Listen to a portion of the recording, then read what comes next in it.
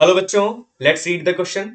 The question says of all the institutions that we have studied in this chapter, name the one that exercise the power on which of the following matters.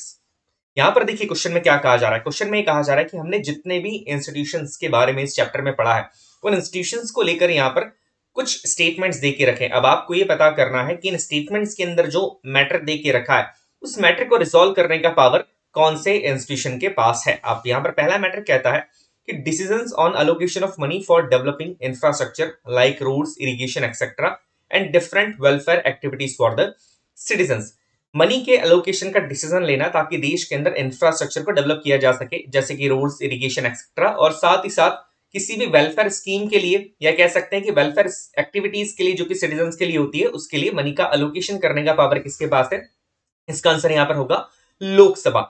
हमारे देश की लोकसभा के पास ये power होता है कि वो देश के अंदर इंफ्रास्ट्रक्चर के लिए कितनी मनी एलोकेट करना है, किस एरिया के लिए करना है और किस पर्टिकुलर स्टेट के लिए करना है, वो सारा डिसीजन यहाँ पर हमारी लोकसभा लेती है। और लोकसभा के अंदर भी अगर हम स्पेसिफिकली बात करें तो हमारी जो कैबिनेट मिनिस्ट्री है, और कैबिनेट मिनिस्ट्री के अंदर हमारा जो MOF है, that means ministry of finance है, वो ये सारे डिसीजन यहाँ पर लेती है। नेक्स्ट पॉइंट की बात की जाए, नेक्स्ट पॉइंट यहाँ पर है कि consider the recommendation of a committee on a law to regulate the stock exchange, कि किसी एक कमिटी ने अपनी कुछ रिकमेंडेशन दी थी ताकि स्टॉक एक्सचेंज को लेकर कुछ लॉ को रेगुलेट किया जा सके। अब इस रिकमेंडेशन को कह सकते हैं कि रिकमेंडेशन को कंसीडर करना और एक नया कानून बनाकर लेकर आना जो कि स्टॉक एक्सचेंज को रेगुलेट करेगा। अब ये पावर किसके पास है?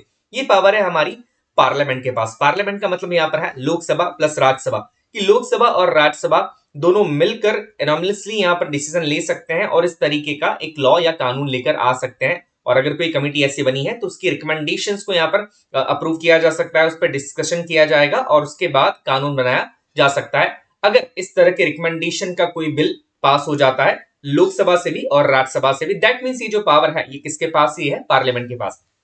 तीसरा स्टेटमेंट कहता है कि decides on a legal dispute between the two state governments, की दो स्टेट गवर्नमेंट्स के बीच में अगर कोई लीगल डिस्प्यूट है, कोई लीगल प्रॉब्लम चल रही है, तो कौन उस लीगल डिस्प्यूट का डिसीजन लेगा, कौन डिसाइड करेगा? इसका आंसर है यहाँ पर द सुप्रीम कोर्ट। हमारे देश की जो सबसे बड़ी जुडिशियल बॉडी है जो कि हमारा सुप्रीम कोर्ट है, सुप्रीम कोर्ट के पास ये पावर होता है कि अगर किन्हीं दो स्टेट्स के बीच में कोई डिस्प्यूट चल रहा है तो उस डिस्प्यूट को सुप्रीम कोर्ट रिजॉल्व कर सकता है। चौथा ऑप्शन यहाँ पर कहता है कि implements the decision to provide relief for the victims of an earthquake। earthquake के victims को रिलीफ प्रोवाइड करना, या कह सकते हैं कि किसी एरिया के अंदर अगर earthquake आया है और यहाँ पर हमारी पार्लियामेंट ने डिसीजन ये लिया है कि इस एरिया के अंदर इस तरीके का रिलीफ जो है, या कह सकते हैं कि इस तरह की फैसिलिटीज इस एरिया के लोगों को या उन विक्टिम्स को दी जानी चाहिए, तो इस डिसीजन को इंप्लीमेंट कौन करेगा ग्राउंड लेवल के ऊपर, यहाँ पर उसकी बात की जा रही है।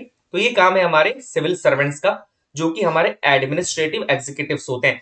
सिविल सर्वेंट्स की बात की जा रही है, हम यहाँ पर लोक सेवक की बात कर रहे हैं जो कि गवर्नमेंट एग्जाम्स के थ्रू यहाँ पर अपॉइंट किए जाते हैं। और सिविल सर्वेंट्स का ही ये काम होता है कि अगर हमारा लेजिस्लेचर कोई स्कीम या कोई प्लान बना रहा है या कोई डिसीजन ले रहा है, उस डिसीजन को ग्राउंड लेवल पे इंप्लीमेंट करवाने का काम एग्जीक्यूटिव ही करते हैं। और यहाँ पर बात की जा रही है हमारी एडमिनिस्ट्रेटिव एग्जीक्यूटिव की, जो कि यहाँ पर होंगे हमारे सिविल सर्वेंट।